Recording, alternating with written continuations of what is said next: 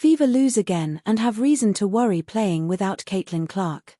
WNBA superstar Caitlin Clark is dealing with a left groin issue which left her watching Thursday's game against the Los Angeles Sparks on the sidelines as her Indiana Fever lost 85-75. That's not to say that Clark wasn't involved in the game. Her trademark fire and passion was on display, even in street clothes. At one point she was arguing with one of the referees about a call. That led to Sparks star Kelsey Plum lobbying with the ref to give Clark a technical for stepping on the court. In the grand scheme of Clark's altercations, it was a relatively low-stress moment. It was still a moment worth noting, though, because that was the only impact the former number 1 overall pick could make on the game due to the injury. With the loss, the Fever fell to 7-8 on the season. More worrisome than that, though, is the fact that they're now 2-4 playing without Clark. She missed 5 games with a left quad injury earlier this season, and she's now missed 1 with this left groin issue.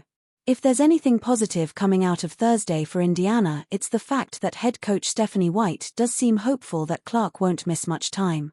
I think it's very much a day-to-day thing how she responds to treatment, White said on Thursday when asked for a timeline, according to Kendra Andrews of ESPN. The Fever's next game is on Friday at the Dallas Wings. Considering their record without Clark, you can bet Indy is hoping Clark will respond well to treatment and be able to play. There wouldn't be any wisdom in rushing her back either, so it's going to be interesting to see how it plays out this weekend. Caitlin Clark's sideline argument with ref Sparks broadcasters' candid take on Fever stars' attitude. I don't think I've ever seen Caitlin embarrassed, Caitlin Clark's high school coach Kristen Meyer once said. That checks out. From day one the Hooper has been all fire. Way ahead of her age and completely unfazed by the whole "you can't do this" thing. Remember that viral clip? Little CC, maybe 6 or 7, just casually dribbling through a pack of boys, both hands on the rock, leaving them scrambling, before finishing with a neat shot. It was always the game first. That's still the case. Doesn't matter if she's suiting up or sitting out, Clark's going to show up. Now, sure, she wasn't in the lineup against the Sparks due to a left groin injury, one that, by the way, seems to have popped up during that dive for the loose ball in the final seconds of the Fever's gritty W over Seattle. Head coach Stephanie White got word about it late the night before, and Clark was sidelined. This also pretty much explains her shooting slumps during the West Coast trip. But being off the court doesn't mean Caitlin's switched off. Not even close. You know what she was doing instead? Getting right into it with the refs. Standing shoulder to shoulder with Coach White, passionately arguing a call. It was so intense the broadcasters said it out loud. The competitive nature of Caitlin Clark does not go away even when she is not playing. Another added feisty, right? One look at her frustrated turn away after the argument, and you could feel it. She wanted to be in the game, not next to it. Or least she was tired of the officiating. That wasn't even the only incident. Later in the second quarter her bench antics got a little too spicy. Sparks guard Kelsey Plum, probably half joking but also half not, motioned to the refs like, hey, tee her up. Imagine getting a tech from the bench. But it's not new. She has come close before. Like that Fever season opener where she almost got it for celebrating too much. That's peak CC. This is just who she is. When she was out the last time, she showed up at every game. When Fever struggled against the Mystics, Clark wasn't about to sit quiet. Even though she wasn't playing, she still marched onto the court mid-game, giving the refs an earful from the sidelines and not backing off until she felt heard. But you know that drive didn't just show up one day. It's been there from the start.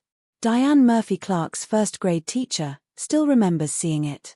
She had this program called Rocket Math, where kids compete against themselves. But not Caitlin. She took it to a whole new level and it became very competitive, Murphy said. She wanted to beat everybody's level in the classroom. Now flash forward to 2025. She's 23.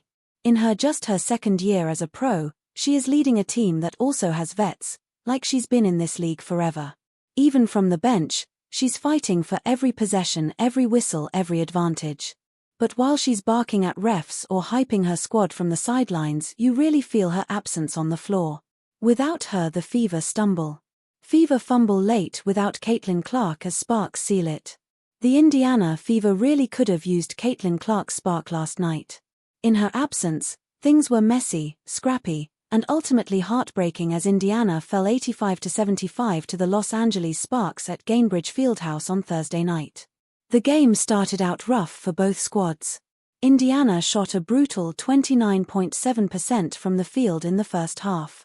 And somehow, they were still winning. That's how chaotic this one was early on. The Sparks had their own share of struggles, going 9 whole minutes without a field goal, from the end of the first quarter into the second. What kept the Fever afloat? That gritty defense. Indiana forced 15 turnovers in the first 20 minutes, giving them 10 extra shots compared to LA. Sophie Cunningham and Aliyah Boston led the charge with 4 steals each, and at one point it looked like the Fever were going to pull this off with hustle alone. By the end of the third quarter, Indiana was up 58-50. But then, the fourth quarter happened. The Sparks, who'd been coughing up the ball all night, suddenly played flawless basketball. Not a single turnover in the final frame. And they opened the fourth on a nasty 19-8 run, taking the lead for the first time in the half. Indiana didn't totally fold, they kept tying it up, trying to claw back in. But every time they got close, a little mistake would send them crashing back down. With under a minute left and the Sparks clinging to a 77-75 lead, Derica Hamby grabbed a putback bucket, got fouled, and missed the free throw, but Azura Stevens hustled for the rebound, scored again and got the foul. She knocked down the freebie to complete a 5-point possession that sealed the deal. Final score, 85-75. The Fever, now 7-8, really felt the absence of Clark's tempo, floor vision, and just her presence. They'll try to regroup fast because next up is a road matchup against Paige Buchers and Dallas.